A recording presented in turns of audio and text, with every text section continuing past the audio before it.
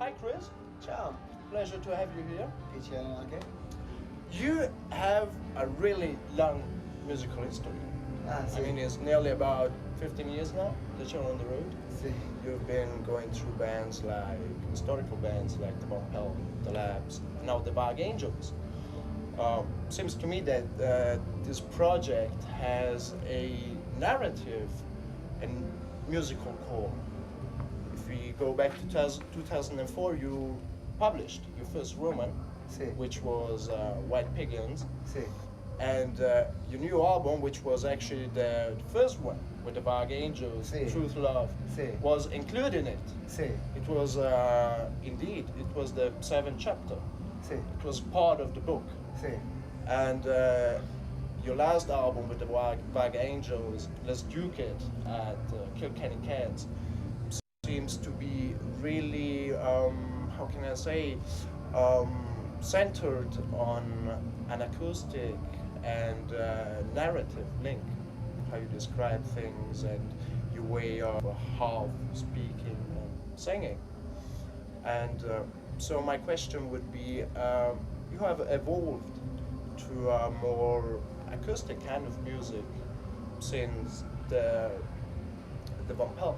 Sì. Sì. Is that true? Yeah. It's true because acoustic you can make dance music with an acoustic guitar without a band, you know. So little by little, you know, well, my bands were always changing throughout time, and so I play more and more on the acoustic, and it's just more percussive, you know. It's instead of waiting for the drummer, I felt like maybe I can make something similar to a drummer, all in one instrument. They do this in many parts of the world, you know.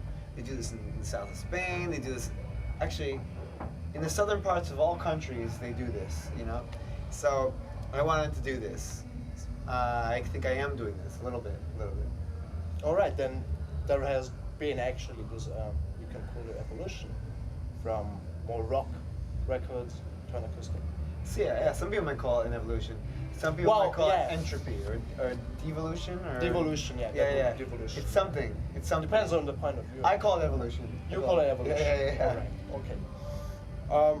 The bands you have been playing in, like the Von Pelt and the Labs, are now regarded as reference points for the underground American indie scene that years.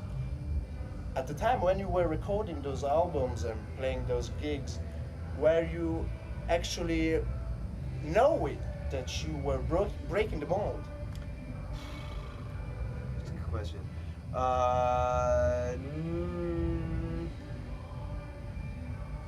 It's weird because it depends on the record. For the first Van Pelt record, yes, we were breaking the mold, but not musically. We were breaking the mold because that record came out at the time of every label was. This is an interesting concept actually. It's a hard concept to really digest at this time in history, but there was once a time when there were powerful record labels, and these record labels had millions of dollars to give every band they wanted, and every record label was looking for the new Nirvana, you know. Yeah. So they wanted us to be the new Nirvana, and we didn't want to be, you know. So in some ways, that we broke the mold with our political views, but that album, the first Van Pelt album, is not necessarily, I don't think, a musical. I love the album, but it's not some sort of profound album, you know. The second Van Pelt album maybe is a little more profound, and I don't know. It's because I was broken, you know. When people are broken, they make good music, and fuck humanity for loving this, you know. Because I was destroyed. I will never be that destroyed again. I promised myself I will never be that destroyed again, you know. But because it was so destroyed, I was like, I'm making this. These are the songs I need to write.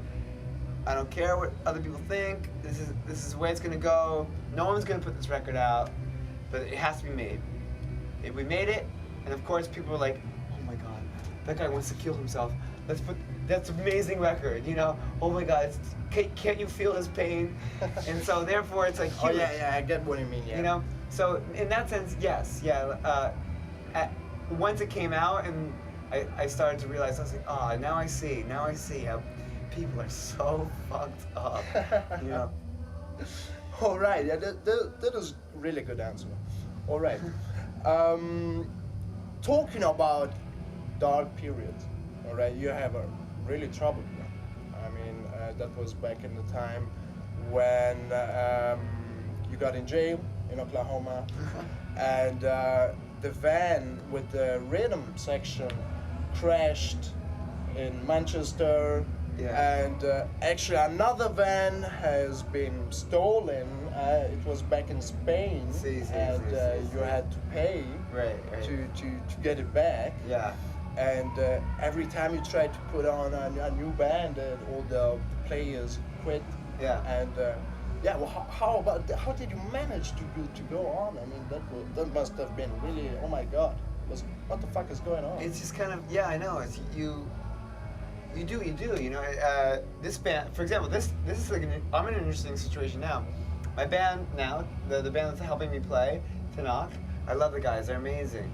But I thought I met the other members of Tanakh on a tour. They toured America, and so in the old Tanakh had viola and contrabasso, you know, and there was all these other people.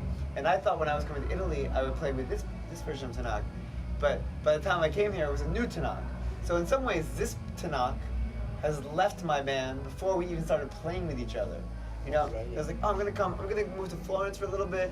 I'll play this band with viola and contrabasso. But I came and that band already quit. So it's just it's the way it goes, you know. Why, you never get bored? I never get bored. No, That's really important, I think. I agree with you. That's maybe the most important thing. Yeah. If they were to lock the doors on us here, none of us would be bored, no? No. No, it's just it's one of the most important lessons to learn. I agree. All right. If you're bored, it's your fault. See what happens. See. I hope it's gonna be a good thing. Nice. I let you go sleep now. I gotta go get my car. Grazie. Thank you for this interview. It was really great.